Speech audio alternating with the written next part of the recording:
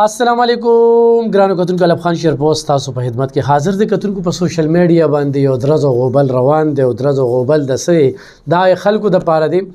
دا خلکو پیجونه ز ګورم کوم خلکو چې با زما د واتس اپ میسجونه چې کم دنو زه په زه باندې بس بار بار به خلکو ته خودل نن زغه پیجونه ګورم په غي باندې سم نشته دا غوی غمشر چې کم دی چې دا کم پراډو کو کم دوکې وکړه کم دروغجنی وکړه موږ د شورونه لګیاو چې دروغ پس دروغ یو خبره امریختیا نه ده او په دې پښتنو چې کم غوبل کو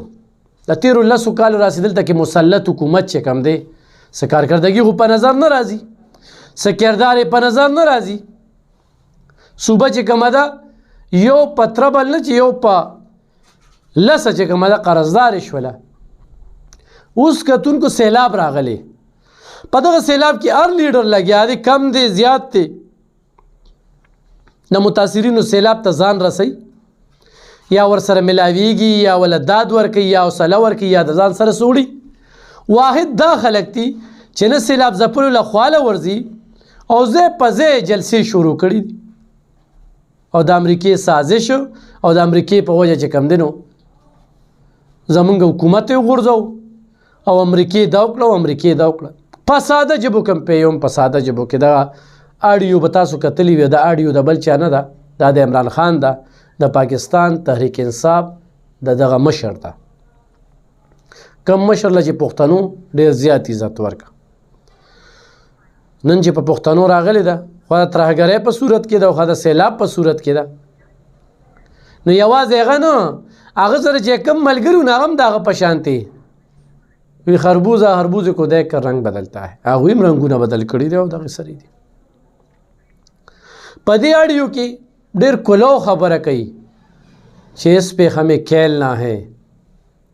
او بیا اعظم خان چې کم دی وی دا پښتون دی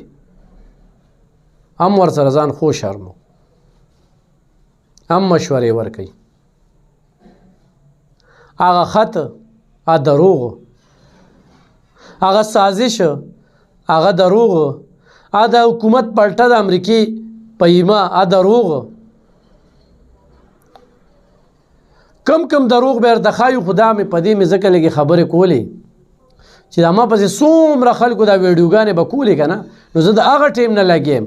په هسپتالونو کې مسلې په تعلیم کې مسلې په لارې کوڅې ترقیاتي کارونه نشته هغه بلی انټري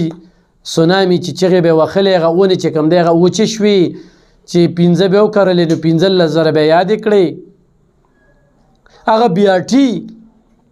هغه ستاسو د وړاندې را چې لږ شانتې باران وشي نو پېښور چې کم دی د اوبو نه ډب وي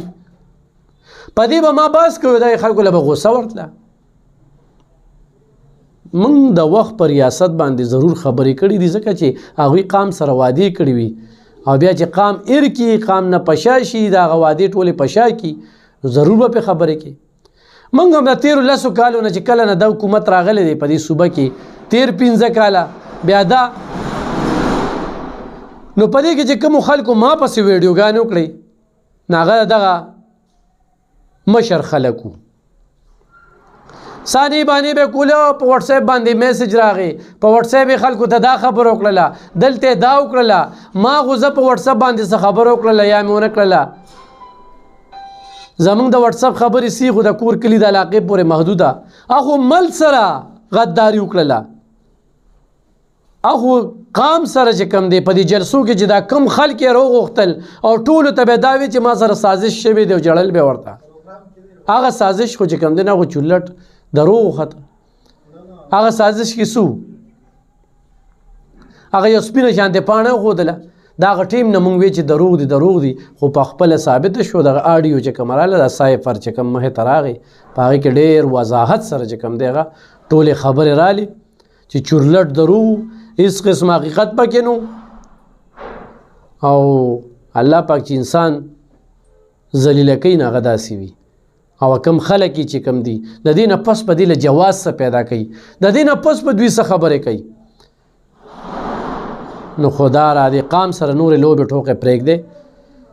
قام په کومو مسلو کې دي قام په ګرانۍ په لهر کې اخته کړی دی. دا بعضې خلک ماته موی په ګرانۍ خو غلي د ګرانۍ بنیاد چې ښودلې خو همدې ښودلې دی که نه. جلسې او درنې په خپل حکومت کې هم کولې د حکومت نه چې ووته نو هم دغه درنې او جلسې دي. دا ټیم د جلسو دی. سند چې کوم دی هغه تباه شو، بلوچستان تباه شو او دې جلسې کوي،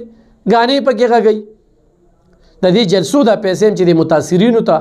او یا د خزانې ته ورکړې وي په یو جلسه باندې په لکو لکو په کروڑه روپو خرچه راځي. د دې نه پس هم چې دوی له دې څه جواز پیدا کوي خو کولو په خپله وایي چې هېڅ قسمه سازش نو، لیکن هېڅ پې کیل نه ښیي ځکه چې هغه ته کرسۍ دومره عزیزه دومره دې کرسۍ دپاره به دوی څه نه کوي.